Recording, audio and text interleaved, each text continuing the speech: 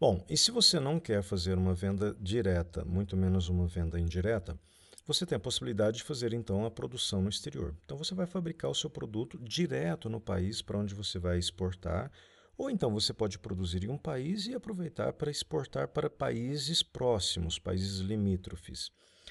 E alguns meios alternativos são a fabricação por contrato ou subcontrato, licença, franquia, parceria ou joint venture, ou então trabalhar com subsidiárias. No caso da fabricação por contrato ou subcontrato, você vai então contratar um fabricante no mercado estrangeiro para fabricar o seu produto. É uma maneira de você trabalhar sem, por exemplo, investir em uma unidade produtiva sua.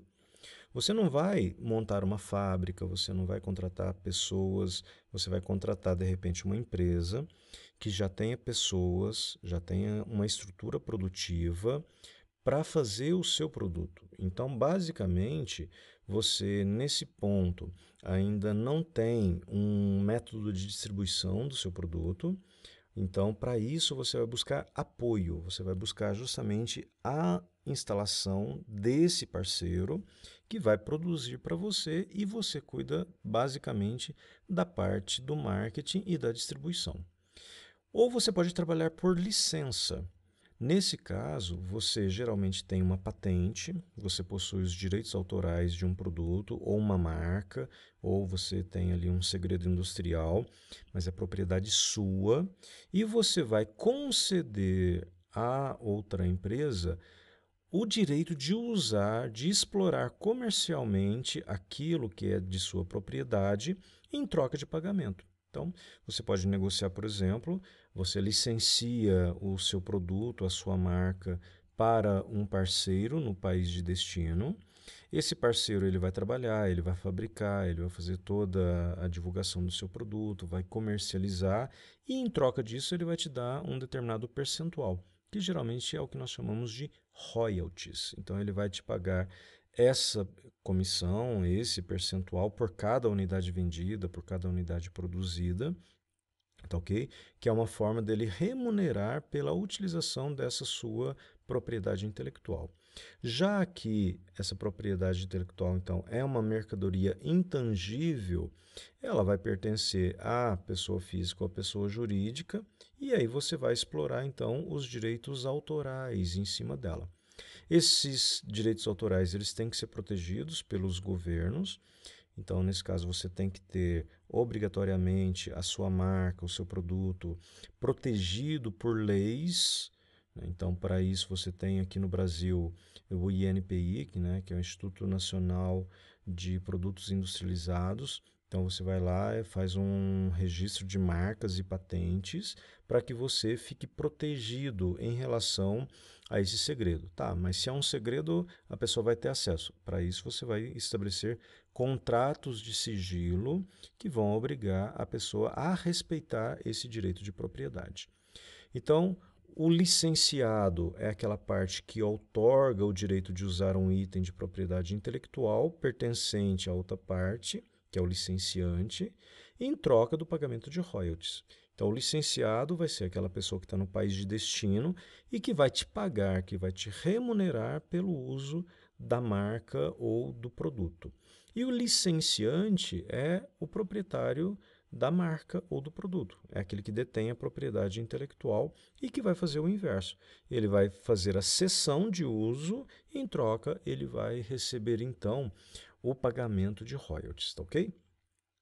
Então, royalty a gente pode definir como sendo uma importância paga pelo licenciado ao licenciante em troca do direito de uso da propriedade intelectual do licenciante.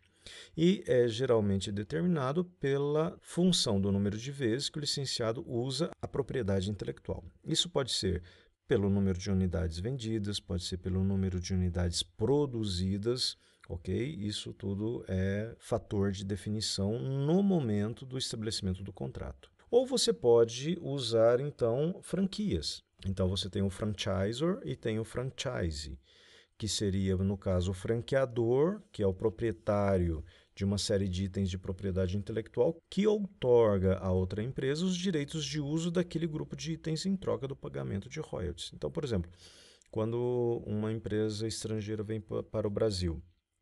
No início, o McDonald's, por exemplo, ele era o franqueador master. E ele, então, abria franquias, ele vendia franquias, e a pessoa que compra tem o direito de usar a marca, tem o direito de colocar aquele baita M amarelo do McDonald's, né, os arcos dourados, e em compensação, pelo uso da marca e do acesso ao método de produção, ele vai pagar então royalties. E o franqueado é aquela parte então que vai fazer o uso e vai fazer então o pagamento de royalties para o franqueador. E uma franquia, né, então, ela é utilizada quando uma empresa deseja exportar um grupo de itens de propriedade intelectual. Então, é uma maneira muito utilizada quando uma empresa ela quer uma expansão muito rápida. Então, ao invés dela assumir o risco de explorar um determinado mercado externo, até porque ela não conhece, ela não sabe todas as particularidades desse mercado, a maneira mais fácil é ela abrir franquias. Então, ela vende, ela faz a cessão dos direitos de uso de marca e do produto em troca do pagamento de royalties, então, ok? Geralmente, a franquia é mais usada no setor varejista e negócios mais relacionados com os consumidores diretamente. E ela também é utilizada quando uma empresa exportadora quer estar fisicamente presente no mercado estrangeiro, sem que precise então investir capital para isso. Ou então ela pode usar uma outra opção é formar parcerias ou então joint ventures.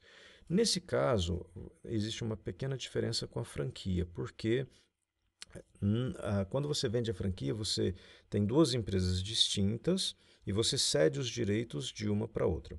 No caso da joint venture, você tem a sua empresa e tem uma empresa no mercado externo, né, no mercado que você quer atingir. Só que você não vai trabalhar de maneira distinta, duas empresas. Vocês vão juntar essas duas empresas, vão criar uma terceira, ok? E essa terceira será propriedade conjunta dos dois parceiros, com podendo ter aí, por exemplo, variadas combinações de controle acionário.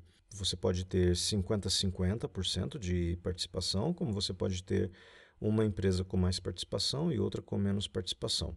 Isso pode envolver uma parceria com mais de dois parceiros, você pode ter três ou mais, apesar de que isso não é o comum. O comum geralmente é você ter dois parceiros, um que já está no mercado e outro que pretende entrar no mercado, tá ok? Então existem várias razões para se criar uma joint venture. Uma delas é a redução de risco. A partir do momento que você tem um parceiro, você está diminuindo o seu risco, o investimento ele não é todo seu. Você tem uma redução da exposição de investimento e também pode se beneficiar de vantagens estratégicas dos parceiros. Geralmente, esse parceiro ele tem algo complementar, ele tem algo que você não tenha, seja de caráter financeiro, comercial, logístico ou de produção, de repente tecnologia.